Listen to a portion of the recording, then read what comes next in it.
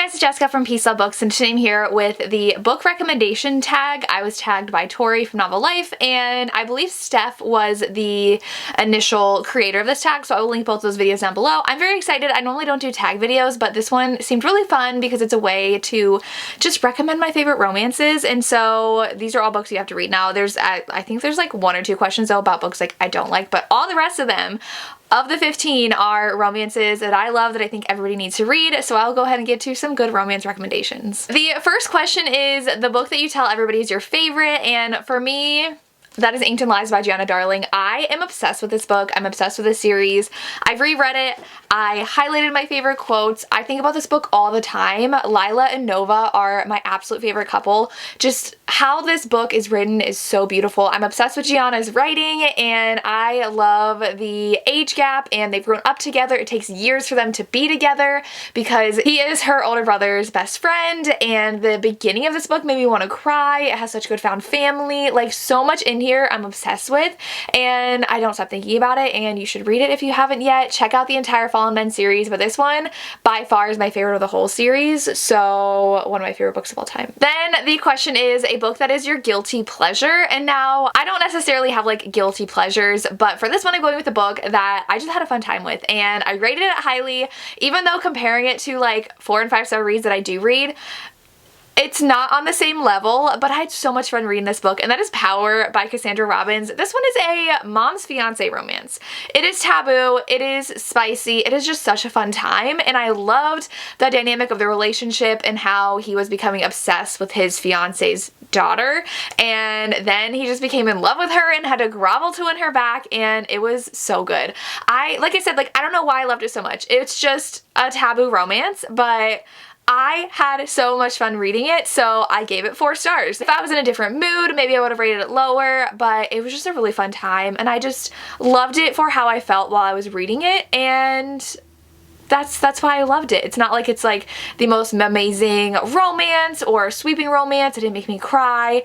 It was just fun, and I loved it. So the next question is a book that everyone else loved, but you didn't, and that's gonna be Even If It Hurts by Sam Mariano. So many of my friends are obsessed with Sam Mariano, and she's just not for me. Now this one, it wasn't even that it was too dark. I just didn't care about the relationship. I didn't care about how he was like dating someone and then trying to date her because his girlfriend hated her, and I feel like I was supposed to feel like he was obsessed with the heroine, but I just didn't get any of those vibes from him or the heroine. I didn't feel any sort of connection to their relationship or that they really did like each other, and there wasn't even that big of stakes when they were like, he was dating her for his girlfriend. I don't know, like the whole thing just felt really flat for me, but I know this is some of my friends' like all-time favorite romance, so I'm not going to pick up Sam Mariano in the future. I just don't think her books are for me. Next is a book you read the fastest. Now, I know I've read books faster than this one, so I am going with The Choice by Ashley Jade because of the circumstances I read it in.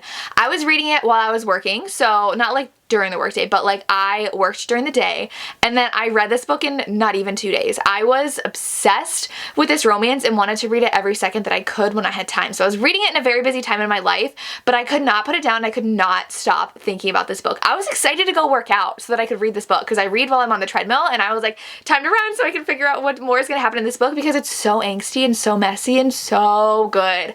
Now again, some of my friends have not been loving this book because it's very messy and the heroine is dating someone else. So this is pretty much like a prequel in the duet, and it is connected to The Words by Ashley Jade, and so it's about 2 people in a band, and they are growing up in the foster care system together. They're brothers basically, but not by blood, but they are really loyal to each other, and they both have very traumatizing pasts. The heroine does too, and the one hero, who is not like our main hero, his brother, kind of like meets her first and they fall for each other, but the hero is the one that's meant to be with her. And so it's just so angsty. Like, you know, he's in love with his brother's girlfriend, the love of his brother's life, and the brother's a really terrible person. I know that's what a lot of complaint about this book is that the brother is absolutely horrible, but that just made it angstier, and I loved it so much, and I can't wait for the second book in the duet. Hopefully we're getting it soon. Then we have a book that deserves more hype, and I don't know where I put it. I have a whole stack here I haven't even gotten to yet, so I'm gonna go with a book I don't see like a ton of people reading, and I loved it, is Devil of Devlin by B.B. Easton. This one is a book that has one of my favorite tropes where it spans a lifetime for them to be together. They meet when they're children, children. She goes to Ireland and he is definitely in an abusive situation. He's being raised by a priest. He is seen as someone who is not good, and so the priest is really awful to him, and he meets the heroine when she's visiting Ireland and they play together. It's very magical in these woods, and then she visits every year until she stops because her life is turned upside down and she goes through some very bad things. Now she's back engaged for her grandfather's funeral and sees our hero. And it's mafia. There's tons of suspense in here. Like, they go on the run, and some people don't like it because the beginning spans years and then the second half of the book is like a few days. But like, I loved it. I loved all the action in here, but I loved how it had my favorite tropes. It was angsty. She was engaged to someone else. It took them years to be together. This one is so good, and more people definitely need to read it. Next is a book that's becoming a TV show or movie, and this one I'm actually really nervous about. So the author's been holding off for like literal decades to have this book be turned into a series because she was waiting for the right thing. She's like, I don't want anybody to ruin it. And that is a Black Dagger Brotherhood series. And now I'm a little concerned because she chose Passion Flicks to make the movie. I was hoping it'd be someone like HBO, huge budget, do something really awesome with this. It's vampires and it's Passion Flicks. And so Passion Flicks doesn't necessarily have the biggest budget for their romances, which makes me a little nervous because I love this world, especially the first like 6 books I'm obsessed with. Like, Butch and Manny are my favorites, and Zadis is my favorite. Wrath's okay, but once you get through the first few books in the series, though, the series is fine, but like nothing can compete with the first like 6 or 7 romances in here. They're so good, and so I have been waiting for it to be turned into a movie or TV series because it's such an iconic series, and it's going to be turned into something, and I guess we're just gonna see what it is. The next one is your most reread book. So I have some from my teenage years. I don't reread books now. I have so much on my TBR that the most I've reread a book is like 2 or 3 times since like I left high school. Like, that is as much as I reread books. I don't reread often.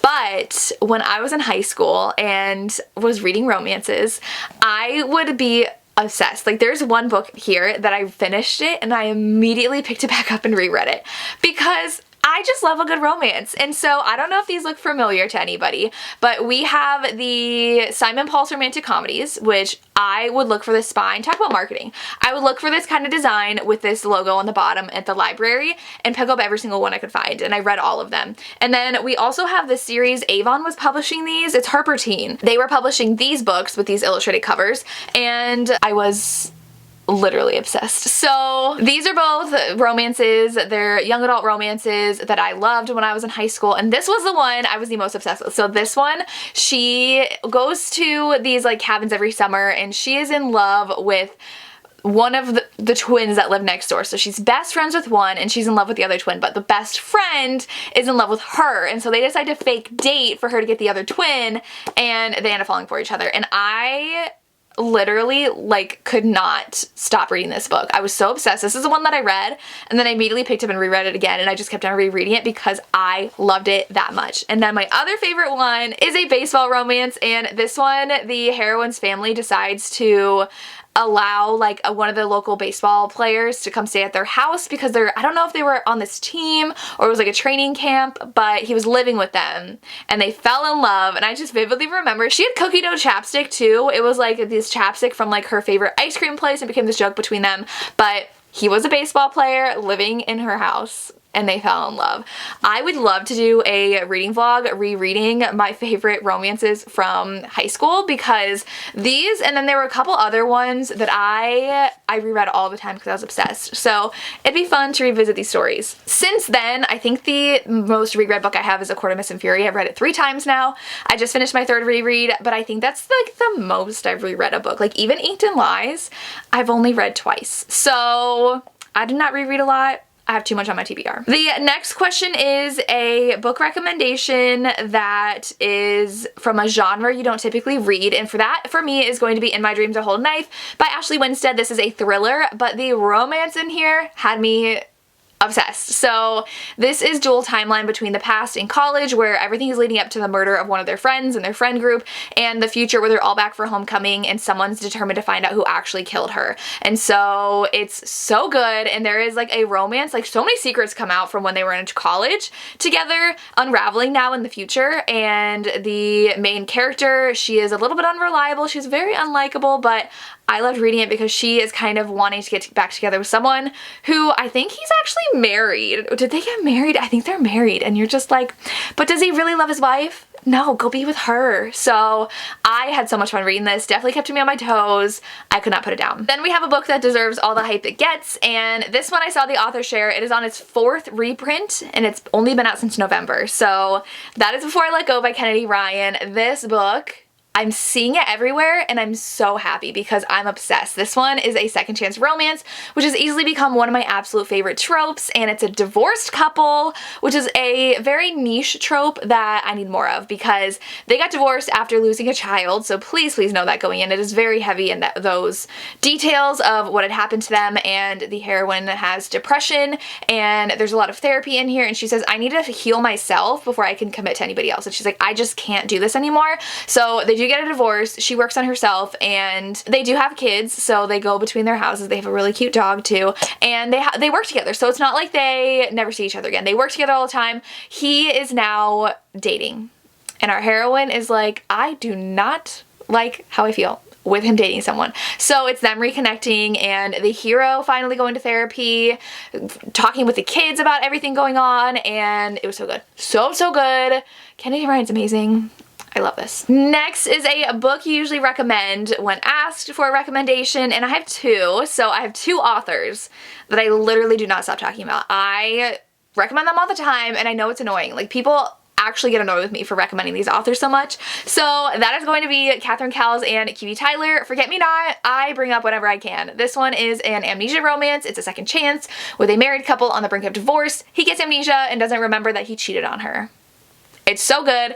And then Catherine Cowles has easily become one of my favorite authors last year. She writes small town romantic suspense romances, and this series is my favorite. Book 3 and book 5 are actually my favorite in this series. This is book 1 though, Tattered Stars. This is the Tattered and Torn series. They're all phenomenal. This surrounds a family that we get to learn about, and the first book is the fact that she actually helped a girl escape that her father had kidnapped, and she falls for the brother of that girl when they're adults, and he hates her because of what her dad did to his family. So good. These authors though, like, I know I do not stop talking about, but please pick them up. Next is a series with your favorite character or characters. Well, it's a book, but I'm gonna say a series, and that's the Chestnut Spring series by Elsie Silver. This series is so good, and I love the family. Elsie Silver writes the best banter ever.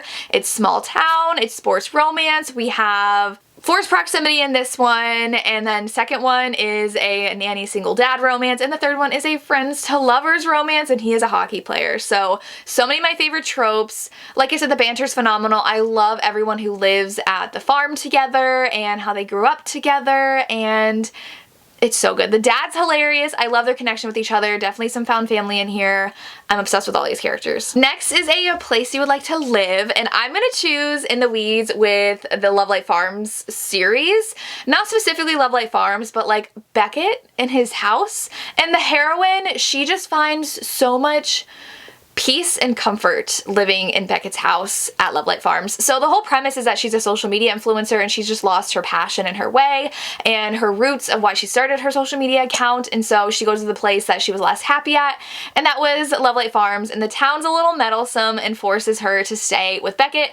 They had a one-night stand before and never really reconnected. I loved Beckett so much. She found peace in this town, and I think it sounds like the most amazing place. Like, I just want to go live there and read all day. It sounds like the dream. Next is a book you thought you would hate but ended up loving. Now, I don't pick up any books I think I'll hate, but I was a little nervous about this one because of how I felt about book 1, and that's going to be Sinner by Sierra Simone. I thought book 1 was fine. I think I gave it 3.5 stars. It was good, and that's what I've seen people love, but the way I fell head over heels for Sinner, and it's right behind me. I'll go ahead and pick up Saint too. The audiobooks for this series amazing. I read book 1 physically, and I started this one physically, and I got about halfway through, and put it down because it was fine. I picked up the audio of both of these and it changed my life. Like, these were absolutely amazing to listen to, a whole nother experience, and just the emotions and connections these characters have together, and the greater commentary about life and just finding yourself and wanting peace in your life is just absolutely amazing, and I'm obsessed with these. Sierra Simone is the most beautiful writer, and I loved both of these. So I did not expect to love them as much as I did. I had a live show with QB Tyler for this book because this is one of her favorite series. I did it with my Patreon for our book club, and I was like, sure, we'll read Saint together because she hadn't read it yet, and so I wanted to read Sinner first, and they are amazing. Next is a book that made you cry. So I have one that I like ugly sobbed both times I read it, and that is Crescent City, House of Earth and Blood. This book, I was like sobbing the last 100 pages uncontrollably both times I read it. The second time I knew what was gonna happen. I still cried. It was so emotionally draining because of the strong connections that Bryce has with these characters in this book, and like how much you've grown to love them.